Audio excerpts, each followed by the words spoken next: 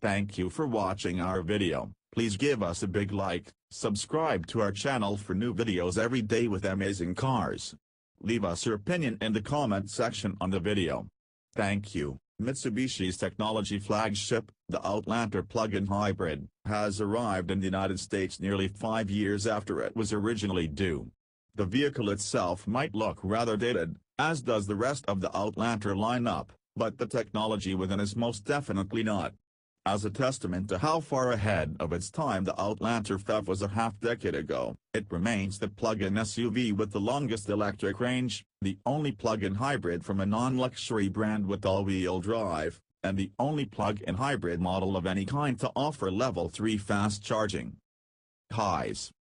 Drives electric, mostly, speedy fast charging, 2 AC outlets, comfortable ride, quiet cabin. Loss. Antiquated design, squeezy on the back roads, cheap-feeling cabin materials, off-canter engine revs. So why hasn't the Outlander PHEV been offered in America if it's such hot stuff?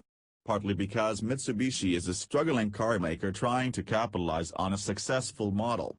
To paraphrase a former company spokesman, somewhat exasperated over several years of its coming next year delays. Why sell them here when Mitsubishi is selling every one it can build, in Europe, at full price, where the company can get 10 grand more than it could in the U.S. That's no exaggeration. Mitsubishi has sold 100,000 Outlander PHEVs in Europe alone, and over the past 3 years it has been the top-selling plug-in hybrid in that market. It's also the best-selling crossover with the plug in the world, according to Mitsubishi. Yes, better than the Tesla Model X and better than anything in China. In the Netherlands, for instance, the Outlander PHEV sells strongly at a base price equivalent to about $44,000. The Outlander PHEV starts in the US at $35,590, for those who pay enough in taxes to claim the maximum $5,836 federal level tax credit. The effective price is just $29,754. 2 large 80-horsepower electric motors, the one at the front wheels produces 101 pounds-to-foot of torque, and the one at the rear produces 144 pounds-to-foot, lay the groundwork for an effective all-wheel drive system. A 2.0-liter inline-4 making 117 horsepower and 137 pounds-to-foot is mostly employed to power a big 70-kilowatt generator, which feeds power to the main battery and the motors. That's not quite all, though, mainly at higher cruising speeds, if it makes sense for efficiency. A hydraulic clutch will also engage the engine, at a tall, fixed gear ratio, while working one or both of the electric motors. The 2 propulsion motors also double up for regenerative braking. If you're familiar with the Chevrolet Volt, this Outlander shares some common traits in that electric motors provide primary propulsion, while the gasoline engine is there mostly as an onboard generator. The only disconcerting thing is that once you've depleted the battery's charge, the engine cycles on and off seemingly at random, with revs rising and falling in a disconnected fashion as the system makes predictions about whether you'll need more electric power. And yet, the system's instantaneous response makes it more pleasant to drive than the numbers might suggest. It doesn't suffer the delayed responses of many plug-in hybrids that employ more complex mechanical to-work split arrangements. Quick reacting, not quick. That hair-trigger electric responsiveness is something of a red herring, because the Outlander PHEV isn't quick by any means. Our US spec test vehicle accelerated to 60 miles per hour in 9.2 seconds. That's 0.1 second quicker than the last 4-cylinder, AWD Outlander we tested, but 1.6 seconds slower than a V6 AWD Outlander and nearly a second behind the Toyota RAV4 Hybrid. And 100 miles per hour came after 26.8 seconds, almost double the time it took the Volvo XC60 T8 plug-in. Stops from 70 miles per hour took a reasonable 178 feet. Although any abrupt braking is accompanied by dramatic nosedive. In general, this is a reasonably able handler, yet you won't really want to approach its limits. Turn in sharply and, just as with other Outlander models, the PHEV lists ominously. Dynamically, the promise of the hybrid system and its higher-torque rear motor never fully pans out. On dry pavement, even in the tightest hairpins, the motor can't quite muster enough might to aid rotation. With or without a charge, you can select the 4WD lock mode that keeps torque flowing to both the front and rear wheels at modest speeds, whereas the rest of the time the system prioritizes whatever is more efficient. Our test example weighed 4,333 pounds, or 565 pounds more than the 2017 Outlander V6 AWD. That and the soft suspension tune give a ride that's forgiving although too buoyant over rough roads. And the cabin is well isolated from both road and engine noise. The interior looks to be tightly put together and is waddle-free yet drab and cheap, and the details. 6 levels of regenerative braking, called out as B1 to B5 plus a coast for blocks B0 mode, may be overkill, but it lets everyone find their favorite setting, with B5 being quite close to single-pedal driving, although still with forward creep when you lift off the brake. The level of regen is selected by a pair of paddles behind the steering wheel. So many choices. You can recharge the 12.0 kWh battery pack several ways. Plug it in with the included 120-volt cord, 8 hours, or sidle up to a level 2 charger such as you'd install in a home garage or find at a shopping center, 3.5 hours. Or, if you're in a hurry, find a level 3 fast charging station of the CHAdeMO sort used by the Nissan Leaf. We did so and brought the Outlander PHEV to an 80% state of charge in just over 21 minutes, Mitsubishi quotes 25 minutes for an 80% charge. But you don't actually need to plug in.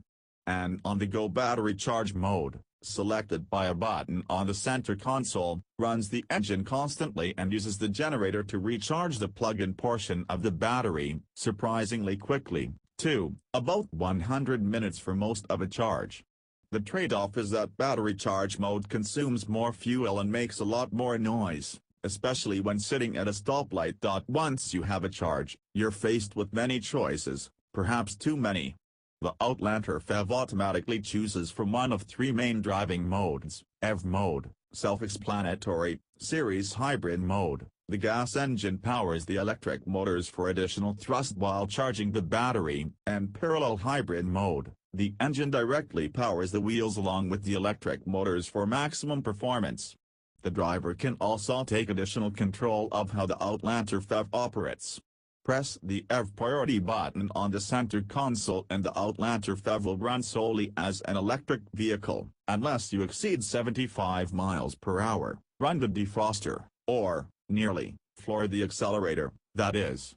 Hit the battery save button and it will run the engine as if you've used up your plug-in charge, but only enough to maintain your current state of charge, so you can impress your friends and pick them up for dinner in your electric SUV. The big eco button farther up on the dash softens accelerator tip-in and reduces climate control operation. We ran through 3 full charges with the PHEV, keeping the engine off nearly the entire time. Over the first 2 charges, in a near-equal mix of urban and freeway driving, we saw an unimpressive 15 and 17 miles of EV range from the trip odometer. Then, on a similar loop but turning off all climate control, using only the heated seats and steering wheel, we went nearly 25 miles before the engine kicked in. The big difference is attributable to Mitsubishi's use of resistive heating in the PHEV. As with fully electric cars, it warms the cabin using an element like what's in your toaster or hairdryer, rather than engine coolant. It allows you to precondition the cabin while the vehicle is still plugged in without impacting range. Makes sense if you plug in. From a mileage standpoint, and considering the price, even with the tax credit, if you're not planning to connect the Outlander PHEV to the electric grid whenever possible, we don't see a lot of convincing reasons to choose this over most crossovers its size. Using less discipline about charging, we saw just 24 mph over more than 750 miles. In top-level GT guides as tested, the Outlander PHEV includes a strong set of comfort and convenience features, including a 7.0-inch touchscreen infotainment system that's Apple CarPlay and Android Auto compatible, no subscription required, and a punchy 710-watt Rockford Fosgate sound system. A standout feature is the included 1,500-watt AC power supply with 2 outlets, enough to use small workshop tools such as a drill or to bring the blender along for mid-road trip smoothies. The adaptive cruise control works just fine, albeit a bit sluggishly, and while the available active safety features check all the boxes, the tech is a little less sorted compared with that of its peers. The forward collision warning system, for instance, would periodically panic over oncoming traffic on 2-lane roads. Ultimately, the Outlander PHEV leaves conflicting impressions. Its powertrain merits all the attention this vehicle has received overseas, but otherwise it struggles to measure up to the competition. After all, it's largely just the same old Outlander. This is where the new alliance with Nissan and Renault may help Mitsubishi find the right place for this excellent system, which, by the way, is already evolving. Just as this model is reaching US dealerships, Mitsubishi has revealed details for a revised version. The 2019 Outlander PHEV, at least in Europe, subs in a 2.4-liter inline 4 and a larger 13.8 kWh battery, and it offers new sport and snow modes for the all-wheel drive system. If the numbers are a little more favorable, maybe our impressions of the vehicle itself soon will be, too. Thank you for watching our video. Please give us a big like, subscribe to our channel for new videos every day with amazing cars. Leave us your opinion in the comment section on the video. Thank you.